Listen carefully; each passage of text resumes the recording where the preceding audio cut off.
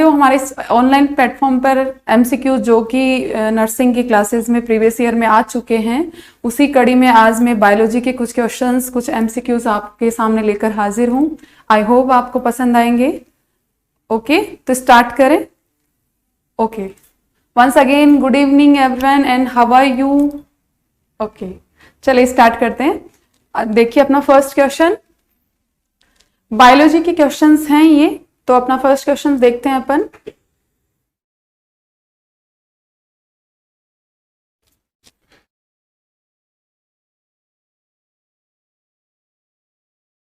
देखिए first question आपकी screen पर है, दिख रहा है आप सब लोगों को।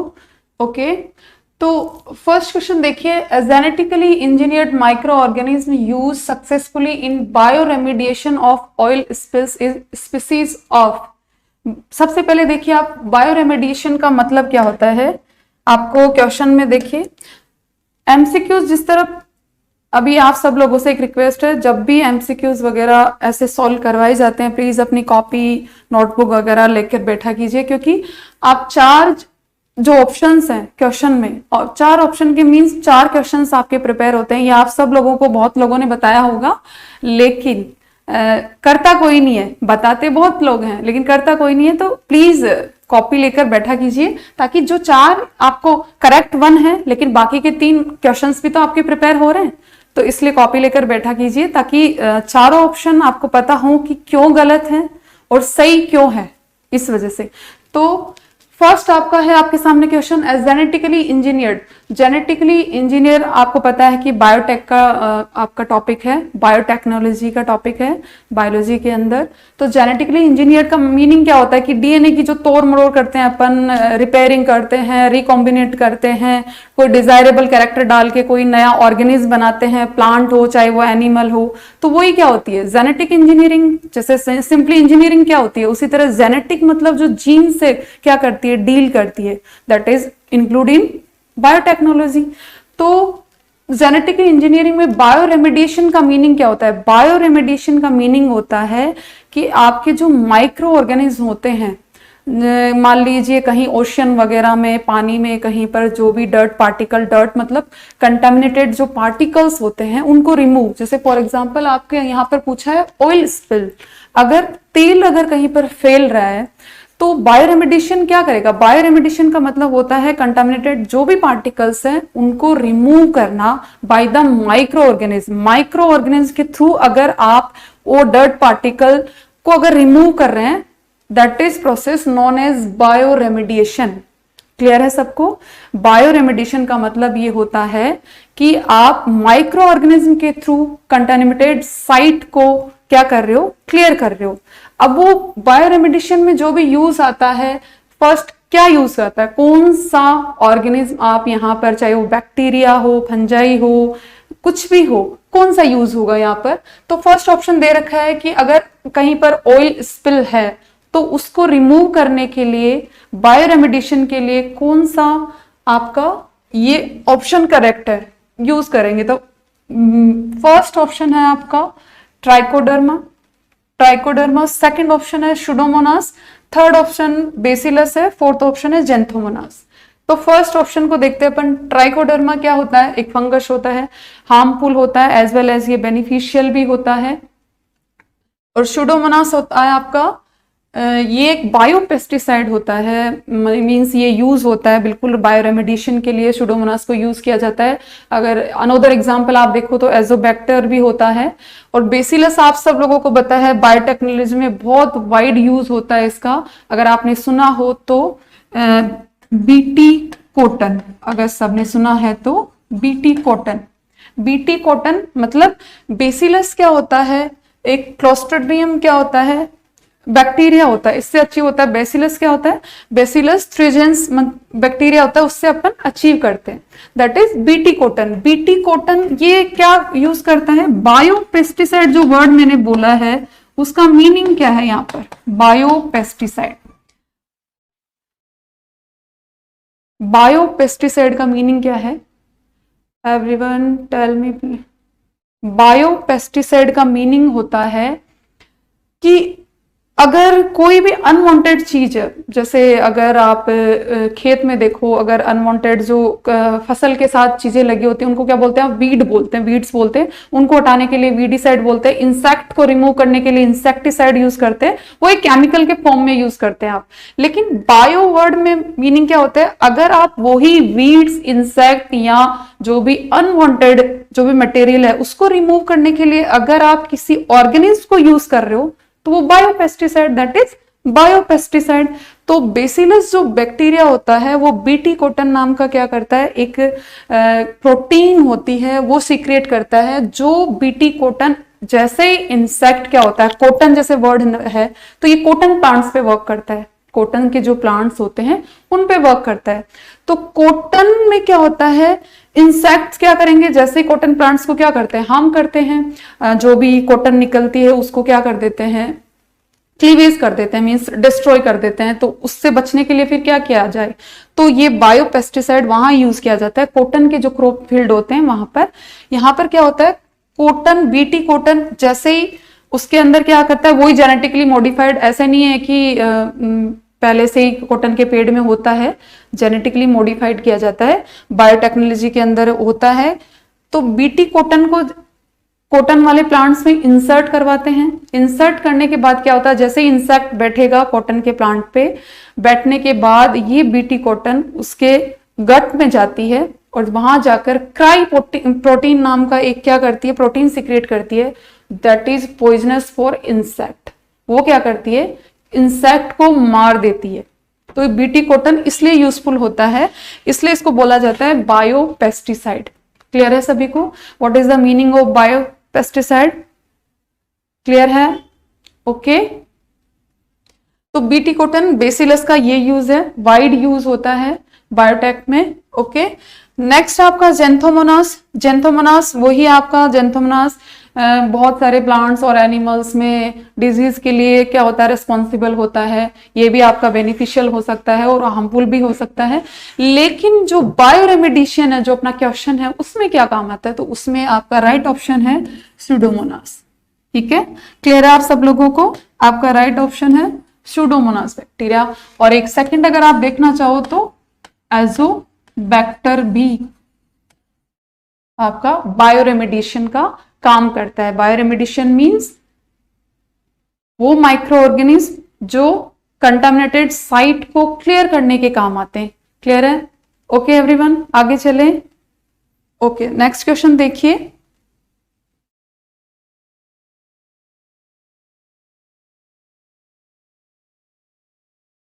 ये आपका क्वेश्चन है इकोलॉजी से, इकोलॉजी पारिस्थितिकी से।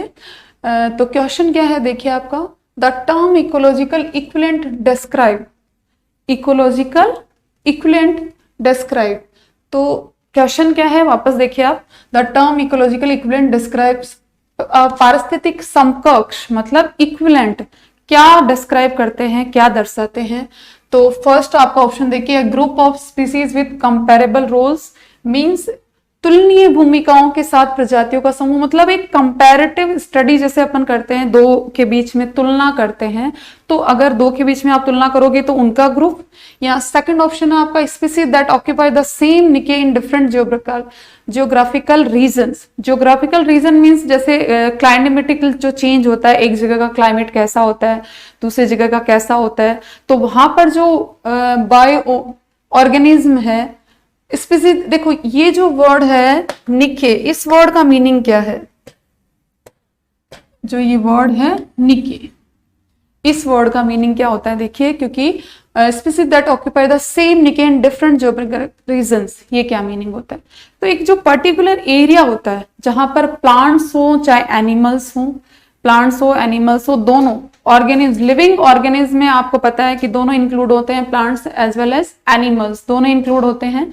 तो निके में जो एक पर्टिकुलर एरिया होता है, अब उसकी ज्योग्राफी कैसी भी हो, जो ज्योग्राफिकल रीजन बोल सकते हो आप उसको, कैसे भी हो, लेकिन उसमें जहां पर जो भी प्लांट और एनिमल जो रहते हैं उस पॉपुलेशन को बोलते हैं निके।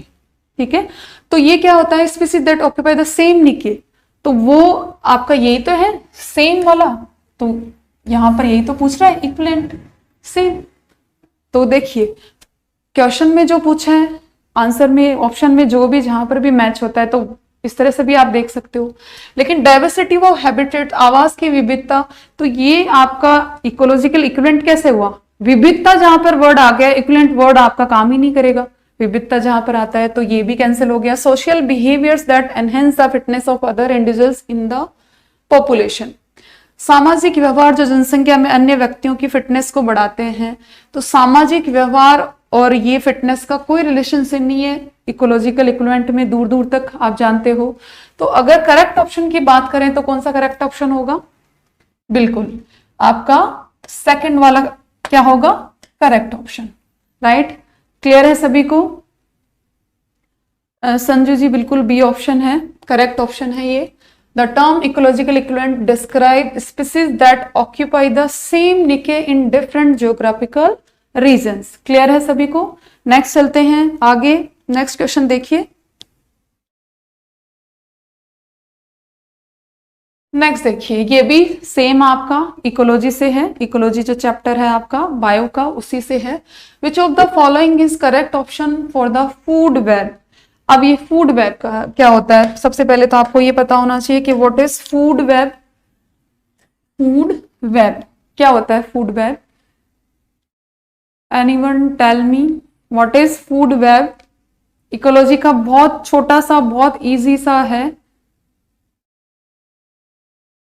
Food web. देखो जैसे आप इकोलॉजी में क्या पढ़ते हैं? आप इकोलॉजी में अपन एनवायरनमेंट के चारों तरफ जो भी चाहे प्लांट्स हो, एनिमल्स हो, तो वो दोनों एक दूसरे से कैसे कोरिलेट करते हैं, वही तो आपका इकोलॉजिकल स्टडी होती है।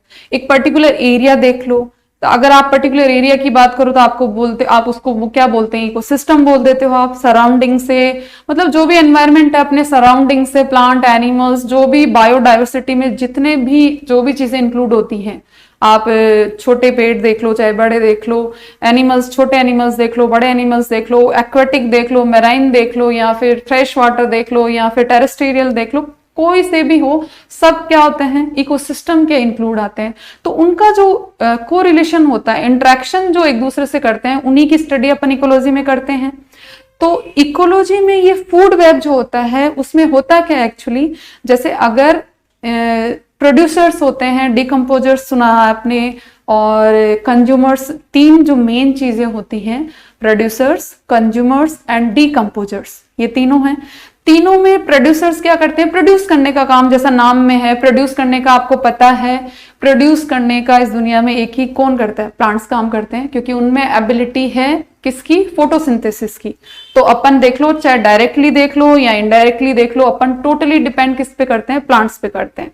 ठीक है, ऐसी बात नहीं है कि अदर प्लांट्स भी प्लांट्स पे डिपेंड करते हैं, ऐसी बात नहीं है कि सिर्फ एनिमल्स प्लांट्स पे डिपेंड करते हैं। अदर जो प्लांट्स होते हैं, जैसे अगर आपने न्यूट्रिशन में देखा हो तो हेट्रोट्रोपिक प्लांट्स भी तो होते हैं, तो वो क्या करते हैं? अपने फूड के लिए अदर प्लांट्स पे क्या करते हैं? डिपेंड करते हैं। उसी तरह क्या होता है फूड वेब में? क्या होता है? जो प्रोड्यूसर्स होते हैं वो प्रोड्यूस करते हैं, और प्रोड्यूसर्स से जो प्रोड्यूस करता है उसका जो कंज्यूम करता है दैट इज कंज्यूमर। वो प्राइमरी, टर्सरी कैसे भी हो सकते हैं, सेकेंडरी। और डिकम्पोजर्स का मतलब क्या होता है? जो डेड मैटर होता है, डिके मैटर होता है, सड़ा गला जो भी मटेरियल होता है, अगर उस पर रिएक्शन करते हैं वो डिकम्पोजर्स होते हैं। आप सब लोग जानते हैं ये चीजें। अगर जैसे अपन घरों में अपन देखते हैं फूड, जैसे वेजिटेबल्स का कचरा होता है या फिर कोई भी फ्रूट्स वगैरह होता है, छिलके वगैरह जो भी होते हैं, अगर उनसे कंपोस्ट अगर अपन तैयार करते हैं तो दैट इज ऑल्सो डिकम्पोजर्स वहां पर काम करते हैं ना, डिकम्पोज करते हैं उस मटेरियल को और कंपोस्ट बनती है। तो उसी तरह क्या होता है फूड वेब में? क्या होता है? ये जो चेन होती है producer to consumer, consumer to decomposers, ये जो चेन होती है that is known as food chain. आप सबको पता है कि प्रोड्यूसर, कंज्यूमर, इसको अपन क्या बोलते हैं? देखिए यहां पर प्रोड्यूसर जो कि आपके क्या होते हैं? प्लांट्स। प्लांट्स के अलावा एक और चीज होती है जो प्रोड्यूसर की कैटेगरी में आती है, जो एक्वेटिक जो इकोसिस्टम होता है उसमें, अगर आपको याद हो तो ब्लू ग्रीन एल्गी, वो भी क्या होती है? फोटोसिंथेसिस करती है। तो प्रोड्यूसर के बाद प्रोड्यूस, जो भी प्रोड्यूसर प्रोड्यूस करता है उसको यूज करने वाले या कंज्यूम करने वाले क्या होते हैं? कंज्यूमर्स होते हैं। और उसके बाद कंज्यूमर जब भी इनकी जो भी कंज्यूमर्स है, प्रोड्यूसर हैं, अगर इनकी डेथ होती है, डिके होते हैं, जैसे डेथ एनिमल्स की, और डिके कौन होगा, प्लांट्स होंगे, तो डेथ एंड डिके मैटर पे जो काम करते हैं दैट इज डिकम्पोजर्स। वो क्या होते हैं, डिकम्पोजर्स। और वो आपके क्या होते हैं, माइक्रो ऑर्गेनिज्म होते हैं, सारे माइक्रो ऑर्गेनिज्म ही होते हैं ना, छोटे छोटे जीव, जो भी डिकम्पोजर्स वही होते हैं। तो ये जो चेन है जो प्रोड्यूसर से जाकर डिकम्पोजर्स पे खत्म होती है, इसको बोलते हैं फूड चेन। क्या बोलते हैं इसको, फूड चेन।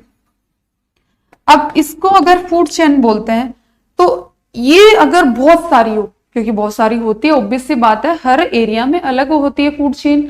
जैसे अगर आप पोन्ड सिस्टम में देखो तो फिशेस होती हैं, वहां पे प्लांट्स क्या करेंगे, छोटे छोटे जो एक्वेटिक प्लांट्स होते हैं वो फोटोसिंथेसिस करेंगे, प्रोड्यूस करेंगे, लेकिन उसके बाद उनको जो खाने वाले हैं, फिश है, फिश को जैसे बड़ी फिश खाएगी या फिर क्रोकोडाइल खाएगा, तो इस तरह से वो चेन अलग होगी। लेकिन ग्रासलैंड में अलग होगा, ग्रासलैंड में जैसे ग्रास है, आपका फोटोसिंथेसिस प्रोड्यूसर का काम करेगी, लेकिन वो जो ग्रास खाने वाले जो ग्रेजिंग एनिमल्स होते हैं वो आपका कंज्यूमर्स का काम करेंगे। और ग्रेजिंग एनिमल्स को मान लो जैसे टाइगर खा रहा है, तो हर एक चेन क्या होती है, अलग होती है एक एरिया के हिसाब से। तो बहुत सारी फूड चेन्स का क्या होता है, एक जाल बन जाता है, वेब बन जाता है, उसी को फूड वेब बोलते हैं।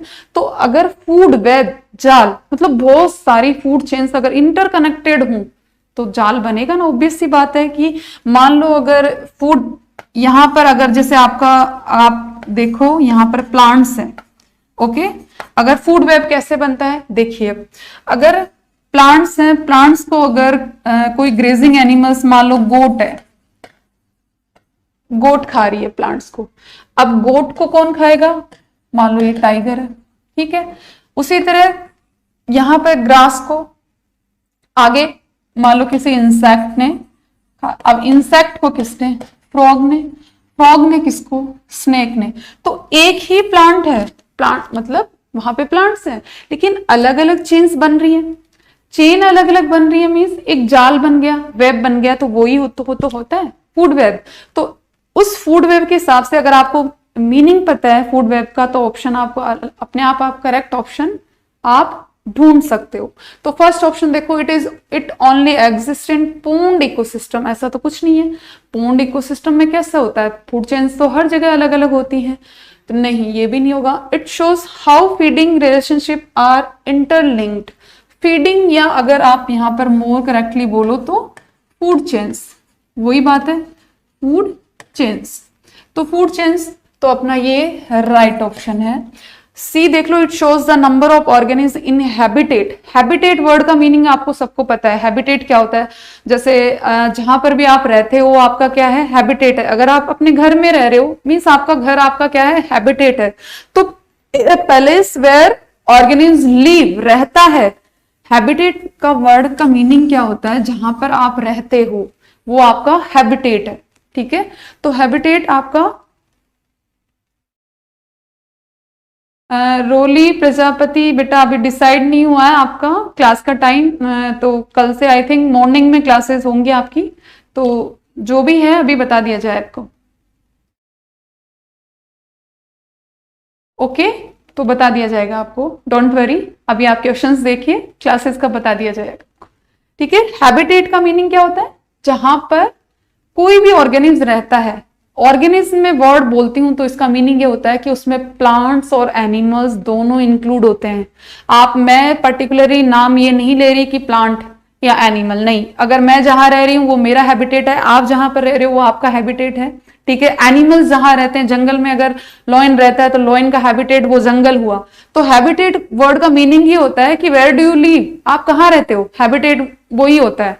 और उस हैबिटेट में रहने के लिए आपको कैपेबल कौन बनाता है, वो टर्म क्या होती है, आपको उस पर्टिकुलर हैबिटेट में रहने के लिए, सरवाइव करने के लिए आप में जो कैरेक्टरिस्टिक फीचर्स होते हैं, आप जो स्ट्रगल करते हो या जो फीचर्स आप में डेवलप होते हैं, जैसे सर्दी में आप गर्मी में क्या करते हो, आप स्वेटर पहन सकते हो, गर्मी में नहीं पहन सकते, विंटर में आप स्वेटर पहनते हो। तो जो आपने स्वेटर पहना वो आपका फीचर है कि आपको पता लगा कि हाँ, तो वो जो होते हैं वो होते हैं एडेप्टेशंस बोलते हैं उनको।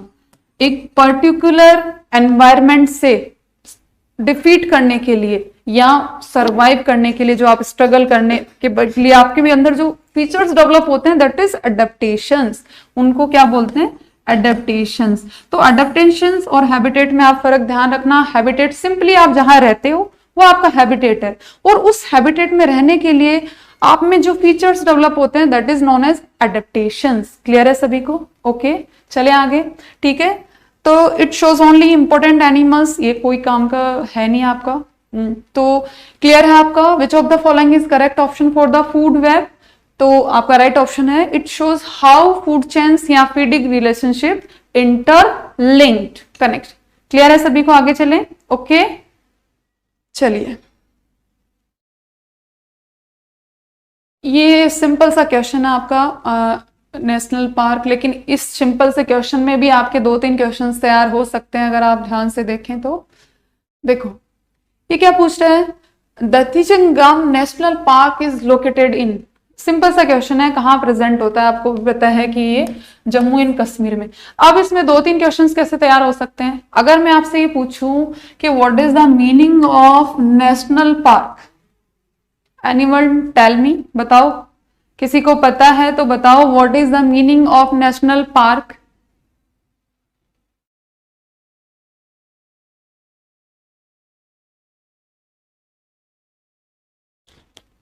ओके, देखो आपने सुना होगा नेशनल पार्क, एक वर्ड आपने ये सुना होगा नेशनल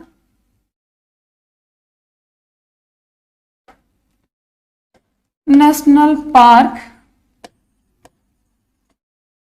सेकंड आपने सुना होगा बायोस्फीयर, और अगर आपने आगे रिजर्व वगैरह बोलते हैं। और थर्ड आपने सुना होगा वाइल्ड लाइफ सेंचुरीज।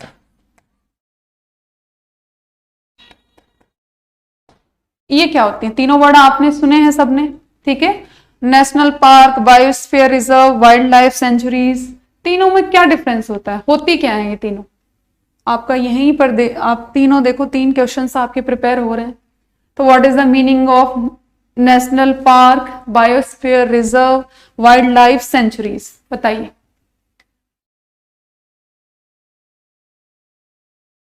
ओके, देखिए ध्यान से सुनना सब लोग, ठीक है? तो नेशनल पार्क का मीनिंग होता है कि होती है एक्चुअली, ये तीनों क्या होती हैं? गवर्नमेंट वाली होती हैं, कैसे नहीं कि आप हम जाके बनाएंगे नेशनल पार्क या बायोस्फीयर रिजर्व, और तीनों प्रोजेक्ट क्या होते हैं? गवर्नमेंट के ही होते हैं। लेकिन फर्क क्या होता है? नेशनल पार्क में क्या होता है? ह्यूमन एक्टिविटीज होती हैं। ये तीनों चीजें, सबसे पहले तो एक ही चीज होती है, तीनों में एक ही काम किया जाता है, wild life biodiversity. Biodiversity means plants, animals, सबको क्या किया जाता है? प्रिजर्व, मतलब उनको प्रोटेक्ट किया जाता है, चाहे वो एनिमल्स हो चाहे प्लांट्स हो, दोनों को क्या किया जाता है? प्रोटेक्ट किया जाता है। इन तीनों में, तीनों का यही काम है। लेकिन फर्क क्या है? नेशनल पार्क में क्या होता है? ह्यूमन जो एक्टिविटीज होती है बिल्कुल अवॉइड की जाती हैं। आप टूरिस्ट बन के जा सकते हो, लेकिन अदर कोई भी ह्यूमन एक्टिविटी यहाँ पर अलाउड नहीं होती नेशनल पार्क में। और जो इकोसिस्टम, पूरा इकोसिस्टम उस एरिया में, चाहे तालाब हो, चाहे आपका कोई भी एनिमल हो या प्लांट हो या अदर कुछ भी हो, पूरा इकोसिस्टम को क्या किया जाता है? प्रोटेक्ट किया जाता है। चाहे वो कितना ही ब्यूटीफुल हो, या जैसे कुछ ब्यूटीफाई करने वाले प्लांट्स हो या एनिमल्स हो, सबको कंजर्व किया जाता है, सबको प्रोटेक्ट किया जाता है।